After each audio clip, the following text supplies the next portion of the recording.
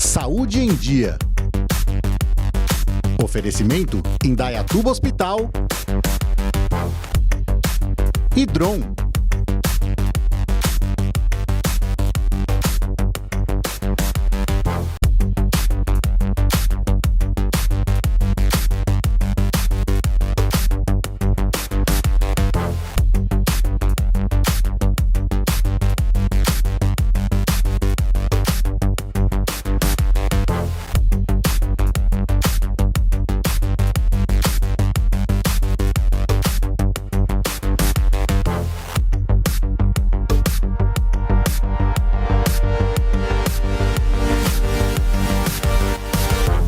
Olá amigos, está começando mais um Saúde em Dia.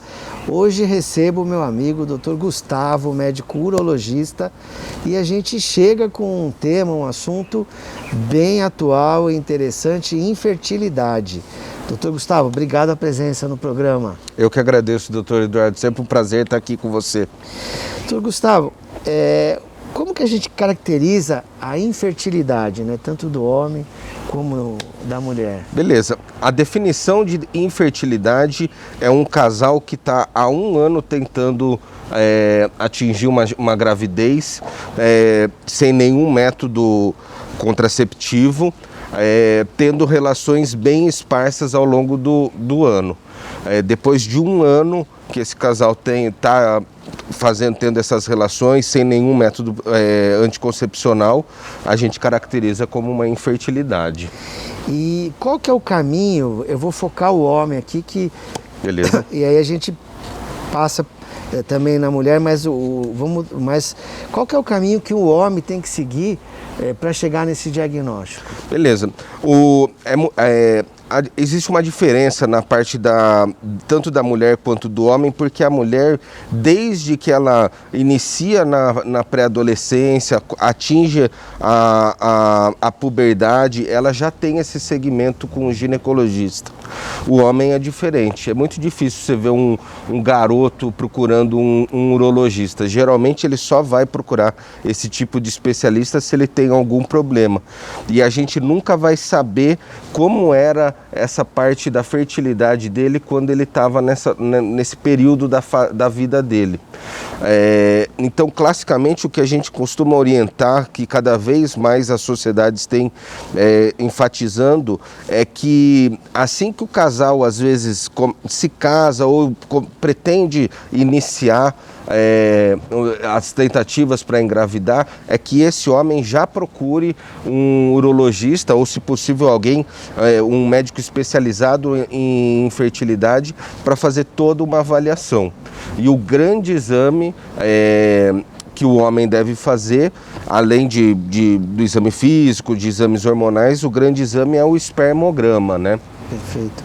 Esse exame ele vai medir a quantidade de espermatozoides, a qualidade desse espermatozoide, né? Realmente para classificar se a pessoa tem essa infertilidade ou não. Qual que é a porcentagem de acometimento na população geral desses casais com problemas de infertilidade? Beleza, o que a gente costuma falar é assim, 50% dos casais atingem a gestação, a gravidez após 6 meses. Após 6 meses, 85% depois de um ano, e esses 15% vão precisar de alguma ajuda para conseguir engravidar. Dentro desses 15% dos casais inférteis, a participação do homem nessa infertilidade gira em torno de 50%. Então, às vezes, o caso masculino pode ser isolado, o fator masculino, ou pode ser combinado junto com o fator feminino também. E, levando um pouco para o lado o porquê que o homem fica estéril, quais são as principais causas? Tem muitas causas que a gente não consegue identificar. Esse tipo de situação a gente chama de infertilidade sem causa aparente e acaba atingindo até 1/3 dos homens. Mas existem condições bem clássicas que prejudicam a fertilidade do homem.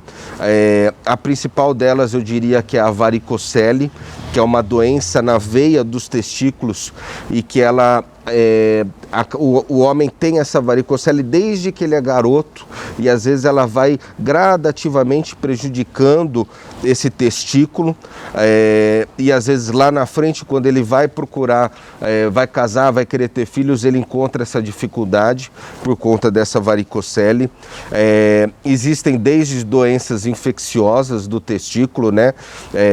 Talvez a mais clássica dela seria a cachumba, que é uma infecção do testículo, mas existem diversas outras condições que podem acometer o testículo. Situações na infância, do tipo que quando o bebezinho nasce e o testículo é um pouco mais alto, ele não está dentro da bolsinha lá.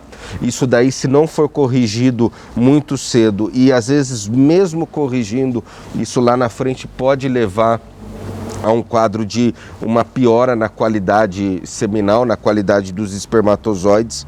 Eu iria também citar causas genéticas que às vezes podem estar envolvidas e às vezes até usos de medicações que também têm alguma relação com a piora. Algumas medicações podem ter uma piora transitória, que eu diria que enquanto o paciente está usando aquela medicação, ele fica com uma piora da qualidade espermática, e até mesmo algumas medicações que tornam o homem realmente infértil. Levando agora para a questão do tratamento, hoje esse campo está bem desenvolvido também, né, Gustavo? Muito desenvolvido, é uma área que vem crescendo muito. Tratamento de fertilidade existe há muito tempo. Mas hoje existem tecnologias novas em que antigamente um casal que se ele procurasse algum tipo de atendimento ou algum tipo de tratamento não poderia ser oferecido nada. Hoje em dia esse casal tem uma chance extremamente alta de conseguir uma gravidez, né? Que seria, eu diria que, eu costumo falar para os pacientes que existem vários tipos de tratamento de infertilidade, os mais simples e os mais complexos. Os mais simples, eu diria que é o coito programado, eu diria que é a inseminação artificial. Isso são métodos de tratamento mais simples. Para o casal conseguir fazer um tratamento desse tipo, pelo menos falando na parte masculina, eu preciso ter condições mínimas desses espermatozoides. Então eu preciso de um mínimo aceitável de espermatozoides para conseguir propor esse tipo de tratamento para o casal. Nas condições mais graves, a gente sempre vai ter em mãos agora que é o tratamento da fertilização in vitro. A fertilização in vitro é o tratamento mais complexo que a gente tem para a infertilidade conjugal, em que a gente consegue pegar um espermatozoide e colocar ele dentro do óvulo, né? Esse processo chama ICSI, né? Existe a fertilização clássica, existe a ICSI, esse é o mais avançado que a gente tem. Daí, feito essa fertilização, esse óvulo que foi fertilizado, ele vai desenvolver um embrião e depois ele é transferido para dentro da mulher. Hoje, pela legislação, quantos embriões são transferidos nesse momento aí da fertilização in vitro? Exato. Isso sempre é uma decisão que é tomada sempre com o casal e o médico junto. Realmente existe uma lei que limita a quantidade de embriões a ser transferido. Então eu diria que até os 35 são 2 embriões, até 40 anos 3 embriões e acima de 40 anos pode ser permitido transferir mais embriões. A gente sempre lembra os casais que, lógico, tratamentos de infertilidade, eles podem acarretar uma chance maior de gestações múltiplas, né? E lembrar que gestação múltipla é sempre uma gestação de risco. Então, cada vez mais a gente opta por evitar esse tipo de gestação. Lógico que se o casal quiser falar assim, doutor, a gente não quer ter gêmeos de jeito nenhum, isso sempre vai ser respeitado, né? E será sempre transferido um embrião e daí a chance desse casal ter gêmeos é como se eles estivessem tendo em casa.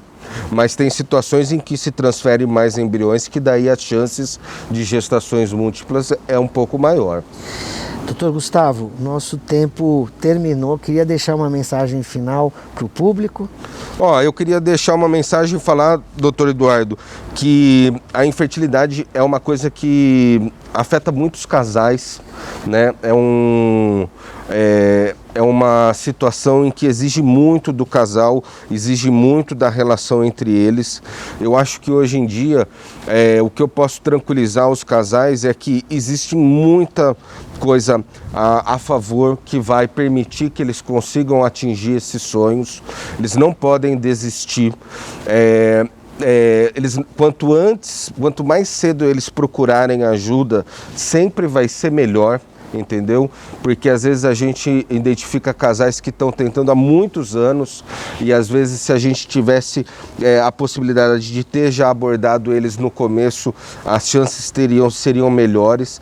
Então, o que eu oriento aos casais é assim: se você tiver a oportunidade em começar ter a sua esposa ou teu parceiro e desejar a gravidez, que você já faça alguns exames básicos para identificar uma possível alteração, e no insucesso dessa gravidez, após um ano tentando, eu sempre recomendo que tanto o homem como a mulher procurem um especialista em fertilidade.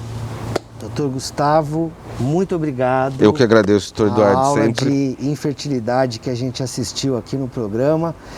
Lembrando dos nossos canais, perdeu algum programa, corre lá no YouTube, você acha todo uma quantidade dos programas anteriores disponíveis para download, visualização novamente. Instagram, conteúdo bem amplo e diferente, com temas diferentes, para você não ficar de fora de nenhum desses temas que os especialistas compartilham com a gente aqui no programa. O nosso conteúdo em áudio, Spotify, podcast, Amazon Music, também bem legal.